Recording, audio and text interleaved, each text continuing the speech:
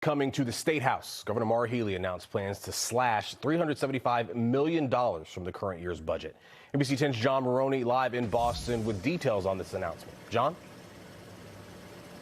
Corey, the economy has been tough, and it's starting to show here on Beacon Hill. This is the first time that the state has had to cut its budget in the middle of the year since 2017. We need to do things now that are going to prevent more taxpayers from leaving Massachusetts. Lower than expected tax revenues have created a billion-dollar hole in the state's $56 billion budget, prompting the governor to make a series of cuts to fill the gap. You have to have a balanced budget, and so it's up to the administration to look at the spending and the revenue they signed into law in July and say, are these assumptions still true? And if they're not, they have to take immediate action. State tax revenues are down in December for the 6th month in a row. Here's how the governor plans to make up the shortfall. $375 million will be eliminated from a variety of programs, many of them related to social services. The remainder, $625 million, will come from revenue the state earns from investments. The economy is growing.